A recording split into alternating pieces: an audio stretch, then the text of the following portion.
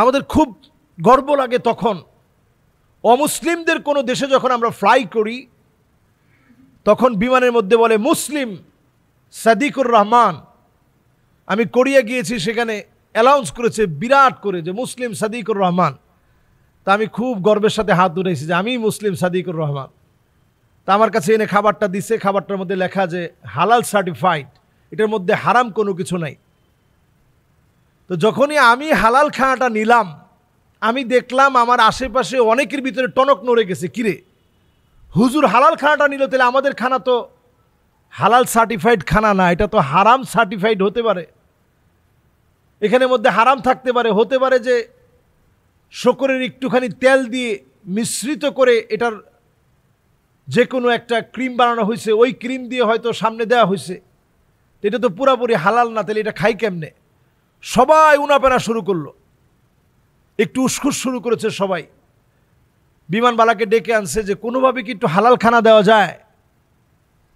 তো বলতেছে না, এটা তো আগে থেকে বলা দরকার ছিল, এখন তো আমরা হঠাৎ করে এতগুলো হালাল খানা দিতে পারবো না। এরপরে আমার ক্ষুধা লাগছে, আমি চিন্তা করলাম যে ক্ষুধা লাগছে যেহেতু একটা সামান্য রুটি নেই, অসুবিধা কি?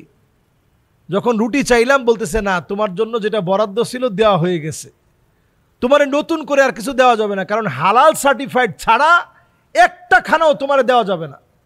আমি তখন আমার ইমান নিয়ে আল্লাহর কাছে এত গর্ববোধ করছি যে আল্লাহ, ইমান কি জিনিস, একটা হারাম খানা দিতে চায় না, অথচ অনেক মুসলমানের পকেটে হারাম ডলার আছে, হারাম খানা পকেট দিয়ে ঢুকতেছে, হারাম খানা তাদের গলা দিয়ে ঢুকতেছে কিনা এটার ব্যাপারে আমরা সজাগ আছি, কিন্তু পকেটের ভিতরে যে হারাম উপার্জন আছে এইটাতে আমরা মুসলমানেরা সজাগ নেই। একটু চিন্তা করেন, বিমানের ভিতরে হালাল খাবারের জন্য অস্থির হয়ে গেছি, কিন্তু আমার যে উপার্জন দিয়ে যাচ্ছি, অনেকের উপার্জন হারাম, এটা নিয়ে আমাদের কোনো মাথা ব্যথা নাই, খাওয়াটা নিয়ে মাথা ব্যথা আছে। মুসলিমের জন্য খাতনা করানটা কি বাধ্যতামূলক? শরীয়তে এই বিষয়টা ম্যান্ডেটরি না।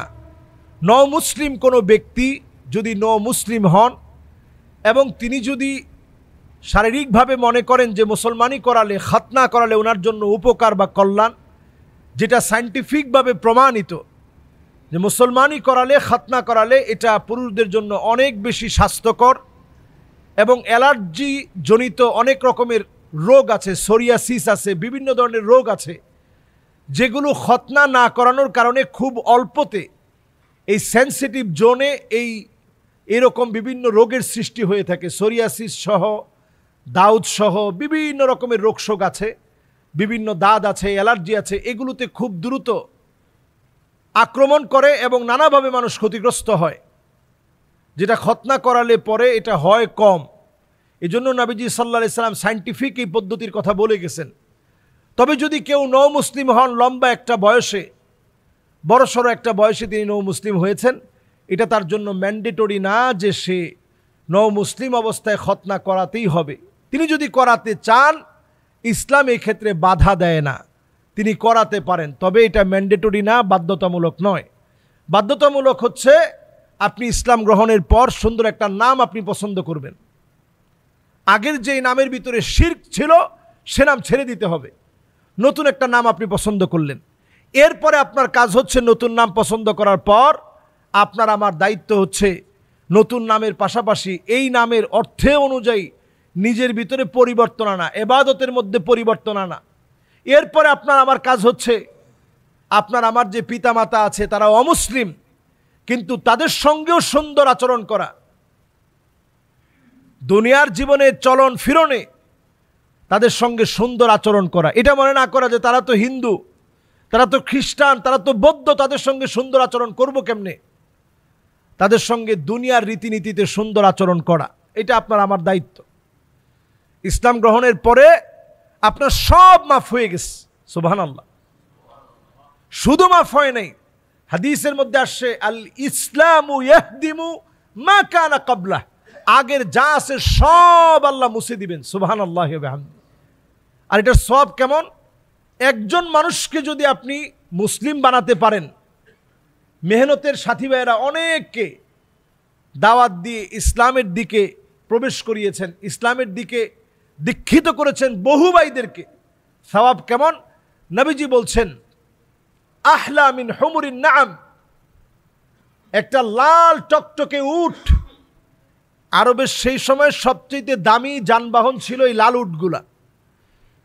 তো দামি একটা টকটকে লাল উট, এইটা পাইলে যেমন আপনি খুশি হওয়ার কথা, বর্তমান BMW, Mercedes, Land Cruiser, Range Rover, এ জাতীয় একটা গাড়ি যদি কেউ কাউকে এনে উপহার দেয়, তাহলে আপনি যেমন খুশি হয়ে যাবেন যে এত দামি একটা গাড়ি পেলাম, ঠিক আপনার কথায় যদি প্রভাবিত হয়ে একজন কালেমা পড়ে মুসলমান হয়, আল্লাহর হাবিব বলতেছেন এটা পেলে যেমন তোমার কাছে আনন্দ লাগার কথা, তুমি এর চাইতে খুশি হও যে তোমার কথা একজন মানুষ প্রভাবিত হয়ে কালেমা পড়ে মুসলমান হয়ে গেছে। সুবহানাল্লাহ। এজন্য আমরা আমাদের কথায়, আমাদের আচরণে ইসলামকে ফোকাস করি যে আমি একজন মুসলিম। আমাদের খুব গর্ব লাগে তখন অমুসলিমদের কোনো দেশে যখন আমরা ফ্লাই করি, তখন বিমানের মধ্যে বলে মুসলিম সাদিকুর রহমান। আমি কোরিয়া গিয়েছি, সেখানে অ্যানাউন্স করেছে বিরাট করে যে মুসলিম সাদিকুর রহমান। তা আমি খুব গর্বের সাথে হাত উঠাইছি যে আমি মুসলিম সাদিকুর রহমান। তা আমার কাছে এনে খাবারটা দিছে, খাবারটার মধ্যে লেখা যে হালাল সার্টিফাইড, এটার মধ্যে হারাম কোনো কিছু নাই।